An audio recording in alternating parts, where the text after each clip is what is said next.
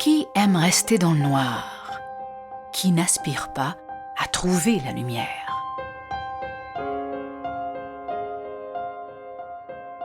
Le peintre Jacques Jourdain part de l'encre d'imprimerie. Il part du noir et il cherche. Il se ferait un chemin vers la lumière. Et cette lumière, il la trouve dans son matériau, cette encre qu'il qualifie de mélasse. Il la dépose sur sa toile et s'amuse à lui arracher son secret, car l'encre d'imprimerie a un secret. Et il en fait un véritable hymne à la nature, à tout ce qu'elle a de grandiose, de majestueux, de violent.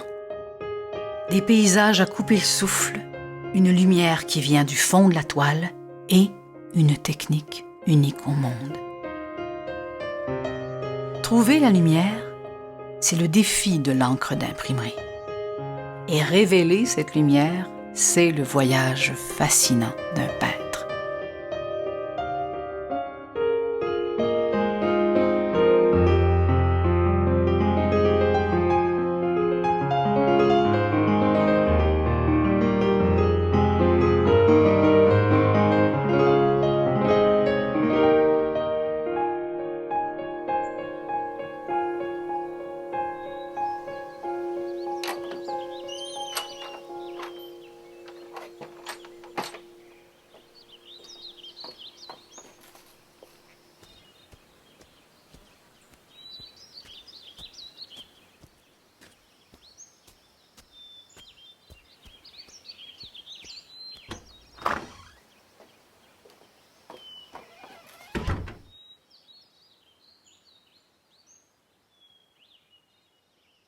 Alors, je vais rentrer le matin dans mon atelier. J'ai pensé mes tableaux déjà 2 à 3 semaines d'avance. Ah oui, j'expose, j'ai toujours ça à l'intérieur de moi. Et quand j'arrive dans mon atelier et que je peins, je sais quelle aventure que je vais avoir. Alors, j'ai mes gammes de couleurs. Si je veux faire une scène d'hiver que j'ai pensée pendant 1 semaine à 2 semaines, je vais prendre les gammes de couleurs voulues pour faire un hiver, et j'applique, et puis c'est instantané. Alors, mais c'est mon inspiration, c'est mon intérieur qui est mon inspiration. D'ailleurs, je peins avec des gants de chirurgien, et le pouce et l'index, je place toujours, je vais couper un gant pour qu'il soit plus épais sur le pouce et l'index. Puis après ça, je vais prendre un autre gant, je vais arriver par-dessus. Alors là, je vais être sûr qu'il ne percera pas. Parce qu'avec des pressions, quand je peins sur ma surface, puis avec aussi la térébenthine, souvent il perce. Mais quand j'ai 2 épaisseurs, ben coudonc, je suis sauvé un petit peu. Quand j'arrive sur mon canevas, là, on est seul, hein? Et puis c'est un combat avec qu'est-ce qui est en avant de moi, la surface blanche. C'est là que ça commence.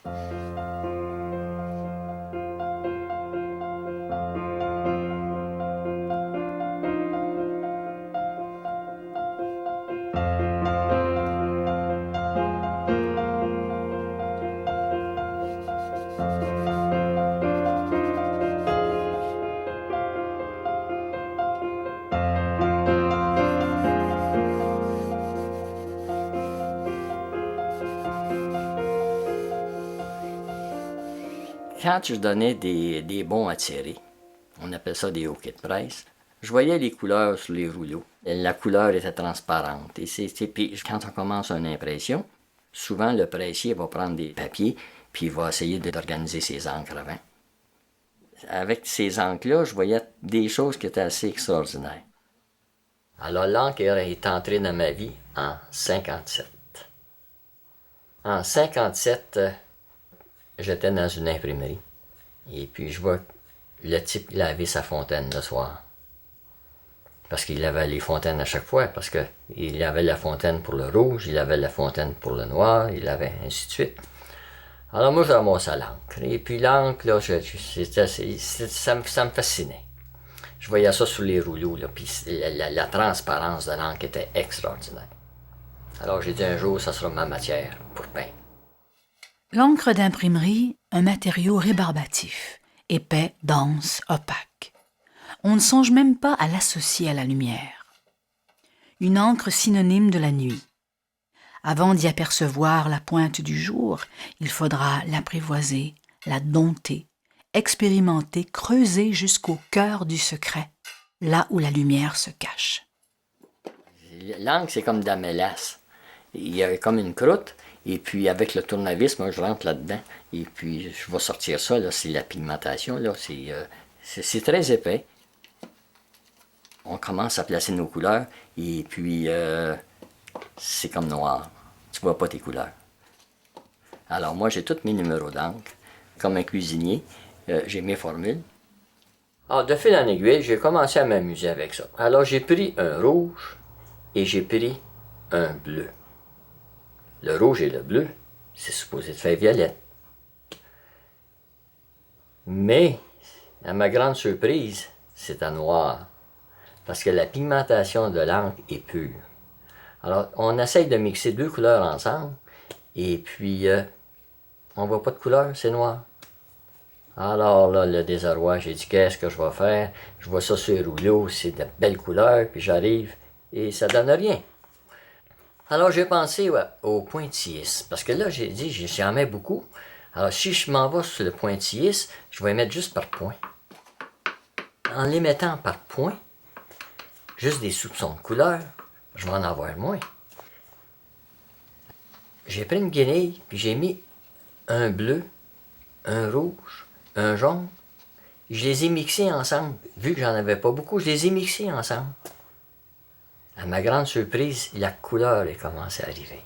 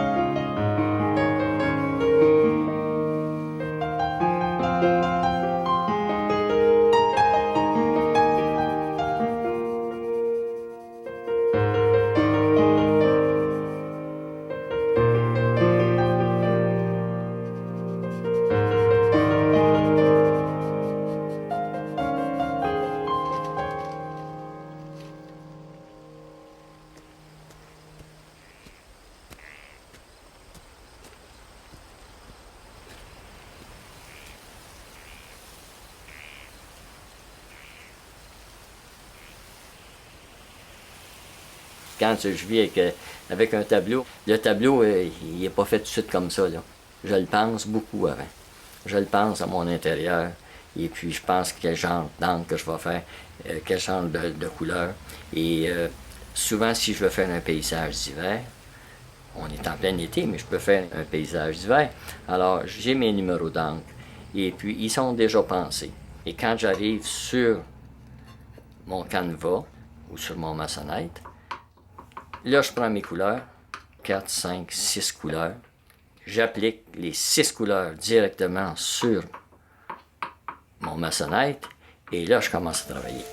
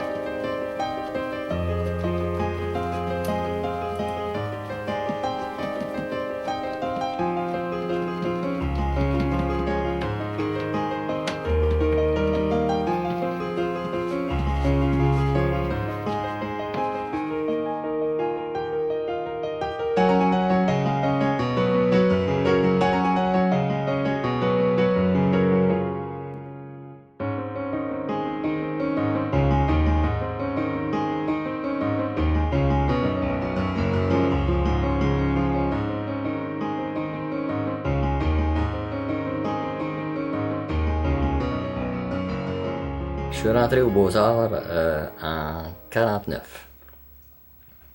Alors, en 49, je suis rentré en publicité au départ. Alors, j'ai fait ma publicité, mais j'ai toujours travaillé avec les peintres. Alors, il y avait Jean-Paul Lemieux qui était là, qui était le professeur en peinture. Alors, il me disait toujours, Jacques, tu viens-t'en avec nous autres en peinture. Ah, j'ai dit non, moi, il faudrait absolument que je fasse de la publicité pour faire un peu d'argent, et puis après ça, il sera toujours temps de faire de la peinture. Alors, Jean-Paul Lemieux, c'était un de mes professeurs, et puis aussi, on avait des professeurs en sculpture, on avait des professeurs en vitrail, on avait des professeurs en art graphique. Alors, tout ça, tout ce bagage-là, ben, c'est vraiment été l'apothéose de toutes les techniques. En entrant au Beaux-Arts en 49, le refus global est en 49, je pense. Alors, 50-51, il y avait toujours une rivalité entre Montréal et Québec. Mais on avait une visite par année. Alors, une fois, c'était les Beaux-Arts de Montréal qui venaient nous visiter, et une autre fois, c'était Québec qui s'en allait à Montréal. Puis là, on avait des discussions en peinture. Et puis, moi, quand j'ai fini les Beaux-Arts et puis j'ai commencé à exposer à Montréal, ben j'exposais avec les Borgia, les Riopelle, les Molinari, les Urtibise, les Tousignans, parce que il y avait l'exposition du printemps. Borgia, dans le temps, et eux autres, ils étaient vraiment contre les expositions du printemps, parce qu'eux autres, ils étaient plutôt des modernes.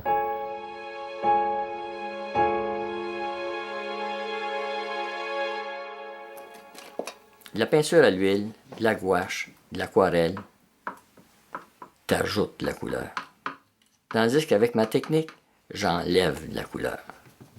Alors, c'était le secret. J'ai mes numéros d'encre et je sais telle couleur avec telle couleur va donner telle chose. Et puis, si je veux donner un petit peu plus de lumière, je peins beaucoup avec des pressions. Alors, je fais beaucoup de tendinite souvent, puis des épicondylites, et puis bon, ainsi de suite. Alors, mais avec une pression, je suis capable de donner une transparence et je donne des forces pressées pour donner différentes sortes de teintes à mon tableau. Quand j'enlève la couleur, je donne un coup de pouce, un coup de doigt là, pour enlever. C'est ma technique, ça. Ça l'est, ma technique. Plus je vais peser, plus je vais atténuer, plus je vais donner une perspective. Plus je vais peser fort, plus je vais atténuer ma couleur. Là, j'enlève. Là, je vais faire un genre de grange. Ça, c'est le toit.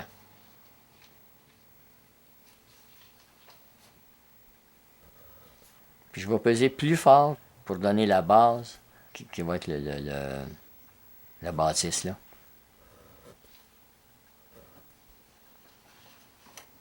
Ça va donner quasiment blanc, là.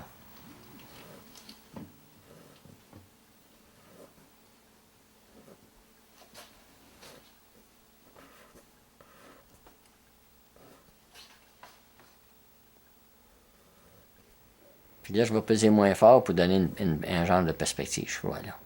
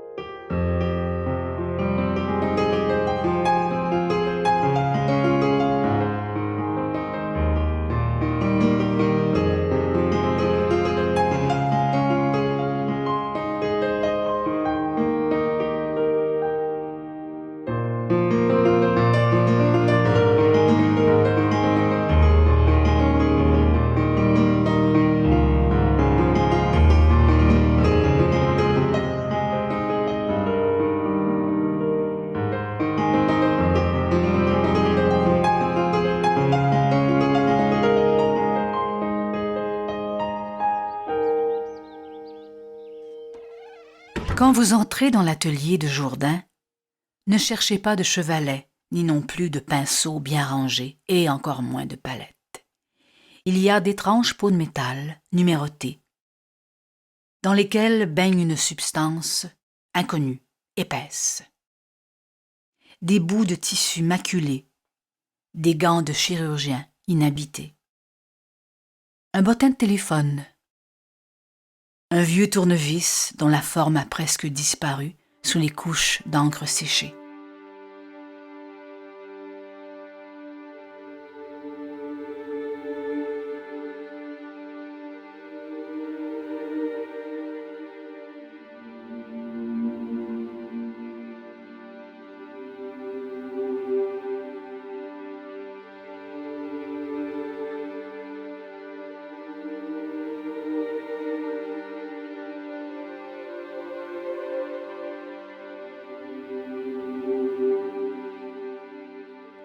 Et au mur, fixée par des morceaux de velcro, une plaque de maçonnite, blanc.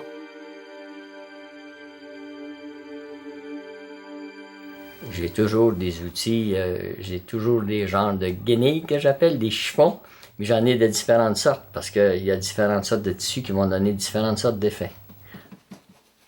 Si je prends un tissu comme de la soie ou un coton glacé, c'est impossible. Mais si je prends un tissu qui est rugueux, ou des fois je vais prendre des tissus qui ont déjà eu de l'encre dessus, je peux donner d'autres effets. Je peux prendre aussi des morceaux de bois pour gratter. Puis j'ai un pinceau zéro, le petit pinceau. Et j'ai aussi mon tournevis qui date de longtemps. Mais ça, c'est pour aller chercher ma peinture. Je pourrais le prendre avec n'importe quoi. Mais ça donne un certain effet quand je l'applique sur mon maçonnette.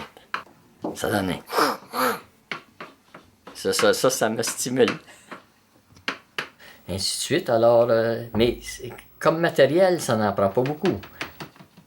J'ai fait des expériences et puis j'ai des choses à tous les jours, un nouveau matériel, et je crée d'autres choses. C'est toujours un recommencement. Hein?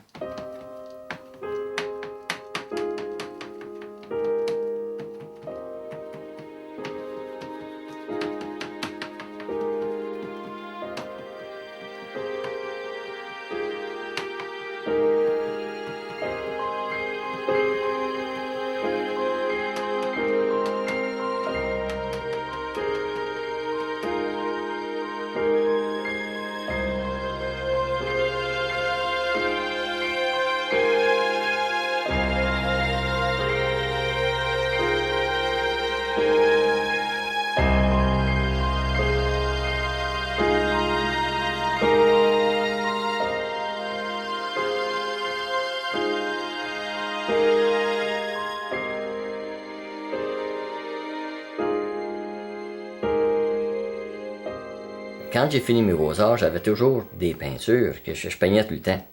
Alors, quand j'ai fini, j'ai demandé à M. Lemieux de venir à mon appartement pour voir mes tableaux, pour voir si j'étais prêt pour exposer. Donc, il dit, je pense que tu peux vraiment te rendre dans une galerie. Puis, alors, c'était un départ. C'était comme ça. Venir au monde avec une passion, venir au monde avec un talent, la peinture, c'est un cadeau de la vie. Mais cette passion, cette maîtresse bientôt exigeante qui nous promet l'extase, peut-elle nous promettre aussi la quiétude, l'air, le pain? Ça a été très difficile. J'avais fait mon cours en art publicitaire. Alors, tout de suite là, je m'en allais en art graphique. Alors, c'est de là, mais j'ai toujours peint quand même. Donc, j'avais une base. Et quand je suis arrivé à Montréal, j'ai fait partie de l'école de Montréal avec Borgia, Riopelle, Molinari, Urtubé, Tousignan, tous ces grands peintres. J'étais un des plus jeunes. Alors, j'exposais à la même place que ces grands peintres-là. Ça m'a vraiment motivé. Et j'avais toujours dans la tête, par exemple, qu'un jour, je faisais de la peinture et puis de la création.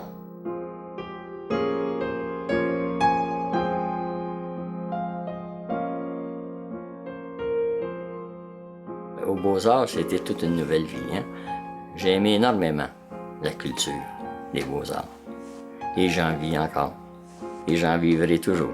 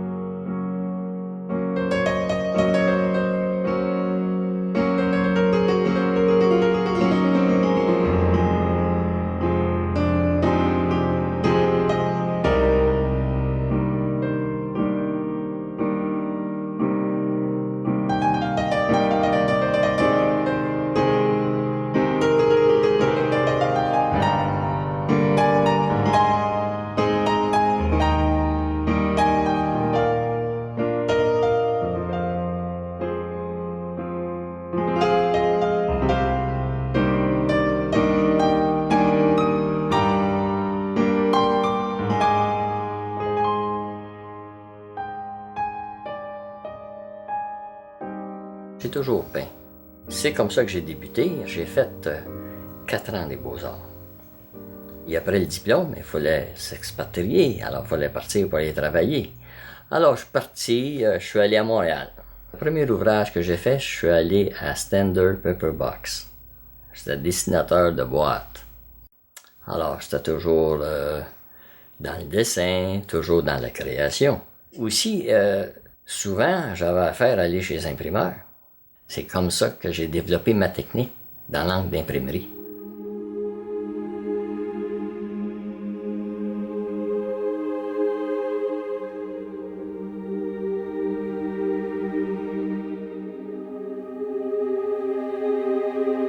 Dans ma technique, j'ai pensé beaucoup aux impressionnistes et surtout aux pointillistes parce que ma technique part du pointilliste. Et elle part aussi, j'étais spécialiste en séparation de couleurs.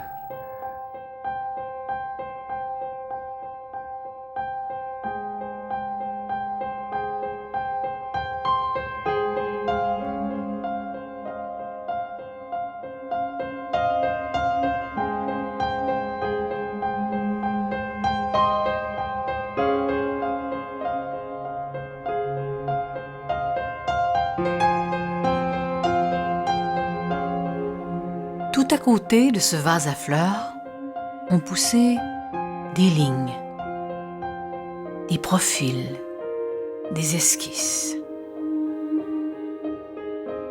Le contour d'une pomme. Est-ce le souvenir d'une pomme ou son reflet dans un monde parallèle? Et la sœur de cette poire, une idée de poire, une substance perdue, une âme volée. Et cette coupe, vide d'une réalité et remplie d'une autre.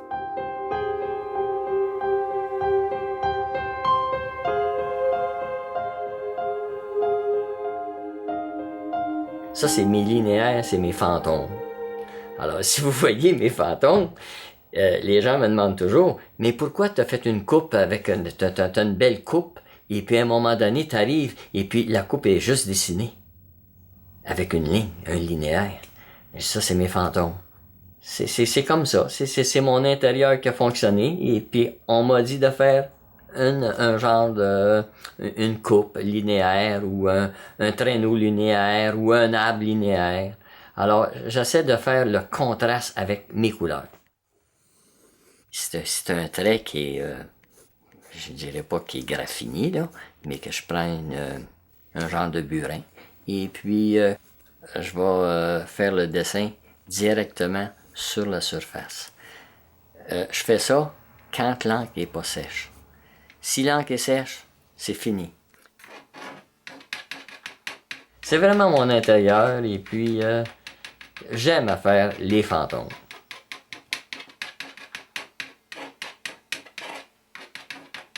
Dans ma peinture, c'est un défi, parce que je fais ça en dernier. Alors, si à un moment donné, j'arrive, mon tableau est fait, puis je décide de faire un linéaire, il faut que ça soit vraiment précis.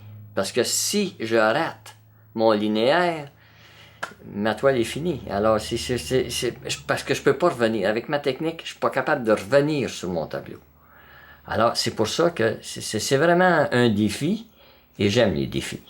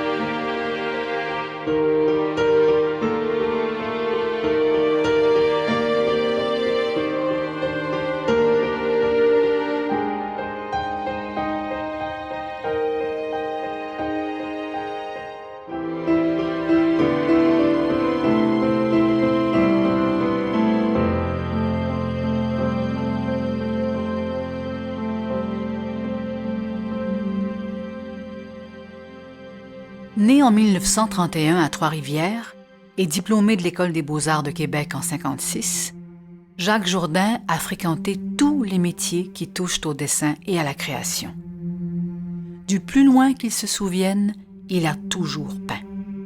Un jour, il signe un pacte avec une vieille amie, l'encre d'imprimerie. Il en fait son matériau pour peindre et invente une technique qui n'appartient qu'à lui. Une manière toute neuve de jouer avec les ombres et de révéler la lumière.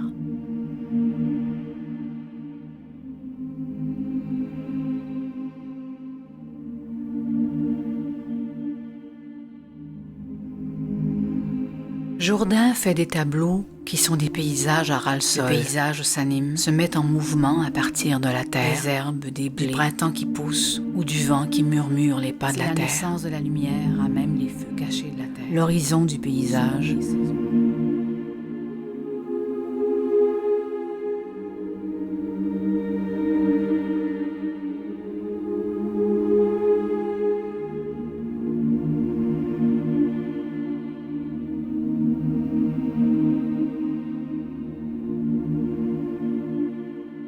Aux Beaux-Arts, au début, on était très réaliste. On dessinait des plâtres, c'était du paysage, ainsi de suite. Quand je suis arrivé à Montréal, j'ai commencé à faire de l'abstraction. Justement, j'ai eu l'influence des peintres très abstraits. Et en regardant ma technique aujourd'hui, quand vous commencez à regarder mes peintures, c'est vraiment de l'abstrait, mais qui devient réaliste. Si vous prenez une partie de mon tableau et que vous éliminez le reste du tableau, vous allez voir que c'est vraiment abstrait. Et justement, quand je fais mes tableaux à l'encre, au début, c'est abstrait. Et, à un moment donné, on peut apercevoir un paysage, on peut apercevoir des fleurs. Ma technique est là. J'ai commencé à jouer avec cette matière-là et je suis redevenu impressionniste.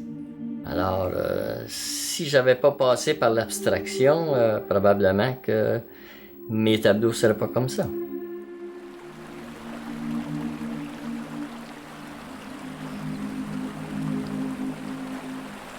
Une toile de Jourdain, c'est un hymne à la nature, à tout ce qu'elle a de grandiose, de magnifique, de démesuré, de violent. Les ciels d'encre sont en colère, les arbres gémissent, les broussailles touffues s'entremêlent, les fleurs exultent.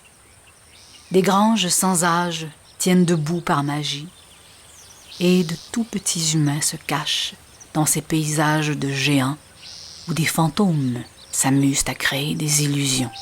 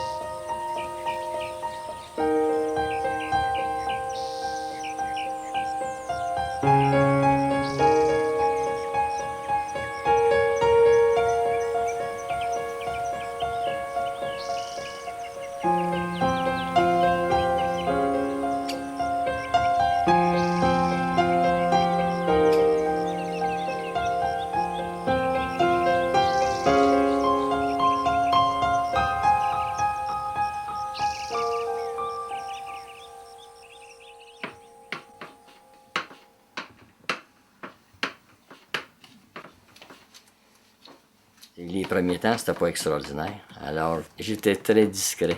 Personne ne le savait. Alors, j'ai commencé comme ça. Parce qu'au début, c'était pas évident. Je prenais l'envers des plaques. Il y avait des petites plaques de zinc. Et je préparais justement ma plaque de zinc. Ça, c'était un travail qui était assez fastidieux. Alors, j'avais un fond et un fond blanc. C'était vraiment difficile. Et aujourd'hui, j'ai trouvé un genre de maçonnette qui va très, très bien. Les gens, oui, il arrive qu'ils se demandent toujours quel genre de peinture que c'est, déjà au départ. C'est que l'angle d'imprimerie, même encore aujourd'hui, quand on dit Jourdain peint avec des encres d'imprimerie, on pense que c'est imprimé. Alors, quand je suis là, j'explique ma technique. Et l'encre, ben, coudonc, ça donne un effet qui est tout à fait différent de l'huile, de la gouache, de l'aquarelle. Ça a déjà une lumière. L'encre d'imprimerie, il y a une transparence que tu vois pas à l'huile. Hein? C'est peut-être pour ça que les gens sont vraiment attirés par la lumière de mes tableaux. Mais c'est clair que je suis allé dans les galeries, j'ai été influencé beaucoup par des peintres. J'ai été influencé par la lumière de Rembrandt. Et je pense que vous regardez dans mes tableaux, vous allez voir beaucoup de lumière. La lumière, le but du voyage, l'objet de la quête. Partir du chaos, chercher dans la pénombre et rendre visible la beauté des choses, la rendre lumineuse, d'une lumière qui se loge tout au fond de la toile. Une lumière qui irradie sans qu'on sache de quelle source elle se nourrit. Et dans ce pays du clair-obscur, les humains semblent craintifs, impressionnés peut-être par cette puissance qui les entoure.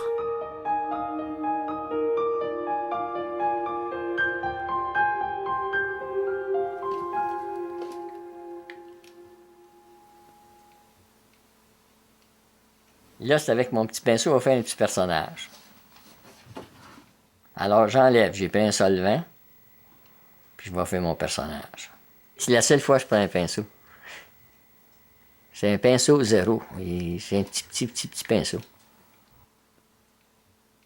Puis si remarquez, j'ai pris un morceau du bottin téléphonique, là, parce que si je place ma main directement sur la peinture qui est là, c'est pas sec, hein? Je vais avoir des marques dessus. Tandis qu'avec le papier, alors je protège ce que c'est que je viens de faire. J'ai toujours de petits personnages dans tous mes tableaux. C'est pour donner une vie à mes peintures.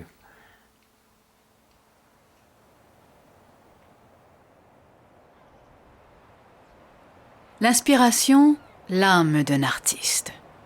L'inspiration, une chose mystérieuse, occulte, cachée parfois. Elle vient de partout, elle vient de nulle part. Elle vient en tout cas du cœur, en tout premier. Et pour Jourdain, elle vient aussi de la nature. J'aime à vivre en pleine nature.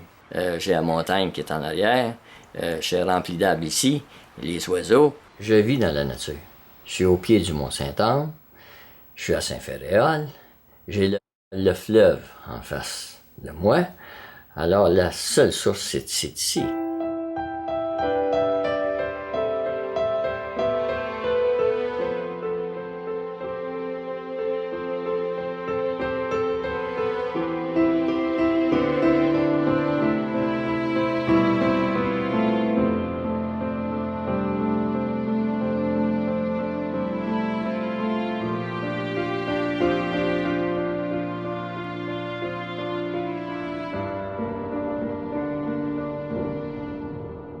Si on regarde le ciel après un orage ou avant ou un clair-obscur, j'essaie de donner ces choses-là. Mais c'est dans mon intérieur aussi. Ça veut pas dire ça que je suis un gars qui est sombre, non du tout. Mais ça arrive comme ça. Je suis pas capable de faire un ciel bleu pâle. Ça donne pas une force dans mes nuages. Il faut que ça soit robuste et puis qu'il y ait du caractère. Je suis reconnu pour les ciels Ils ont toujours une rage dans mes ciels, il y a toujours une fougue. Et j'aime à donner le contraste d'un ciel avec la terre. C'est vraiment et l'eau. J'essaie de donner cette importance-là. Et puis c'est vraiment important pour moi de structurer le nuage, la montagne, les champs. C'est tout à fait extraordinaire. Et si vous regardez mes tableaux, il y a toujours une bonne construction dans mes tableaux. C'est clair qu'avec les beaux-arts, on a appris à dessiner au départ.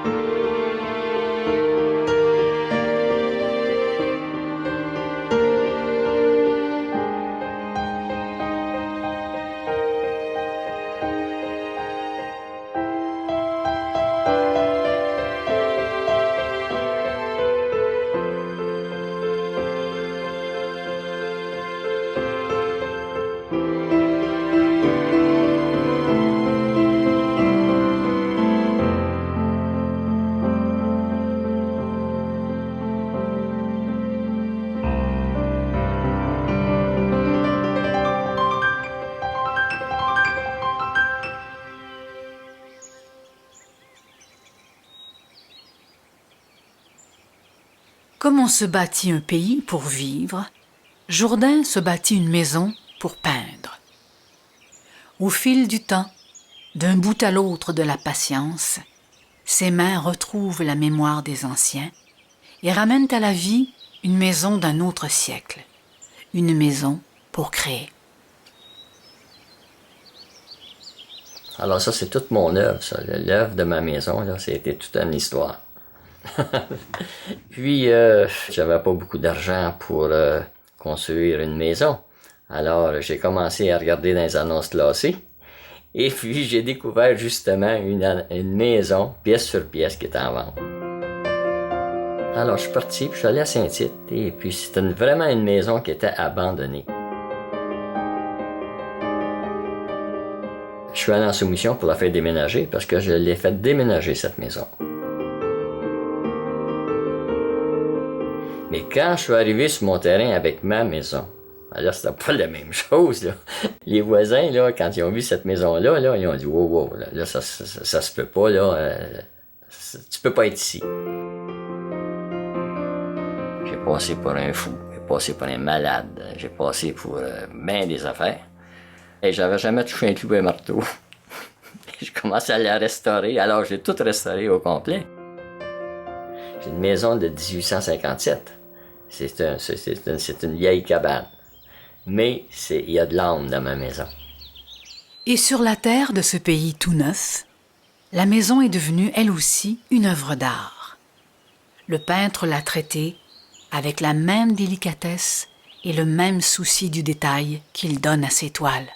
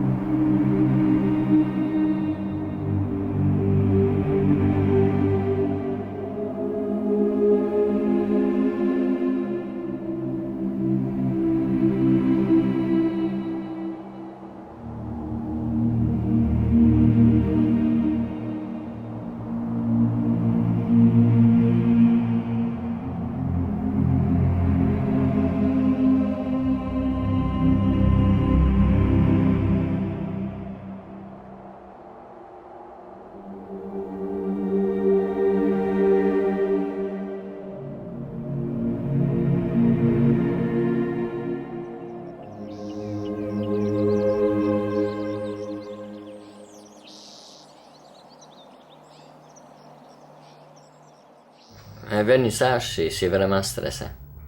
Parce que le vernissage, on se met à nu, hein? Alors, c'est vraiment important. Il faut que ça soit bon, parce que on a des critiques, ça c'est clair. Les critiques, ça, je me fiche des critiques. Que ce soit bon ou mauvais, et il faut parler de moi. Alors, c'est vraiment important.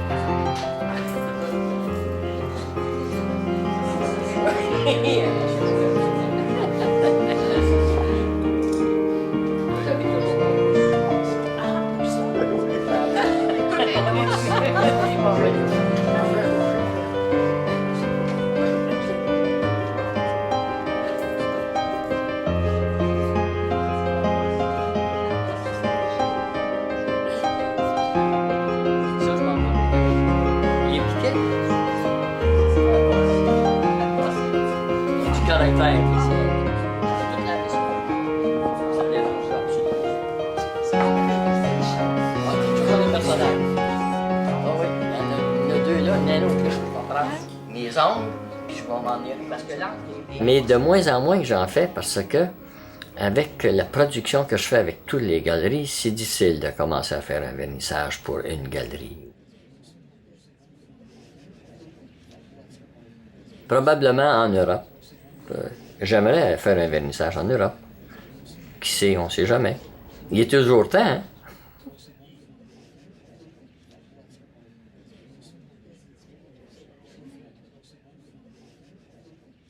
C'est un coup de cœur, un tableau. Tous les tableaux sont faits, c'est parce que je les sens, c'est parce que je les vis, c'est pas pour le public, c'est pour moi. Et quand je vends un tableau, ça me fait vraiment un coup de cœur sur mon cœur, parce que c'est comme nos enfants. Je fais pas un tableau pour vendre. Certains gens vont me dire, ouais, mais pourquoi t'exposes? Oui, d'accord, c'est vraiment bien d'exposer, puis c'est bon aussi d'avoir un peu d'argent pour vivre, un peu d'argent pour acheter du pain, puis du vin, puis ainsi de suite. Mais en premier lieu, moi, je fais ça parce que j'ai de quoi à dire. Alors, je le dis en peinture.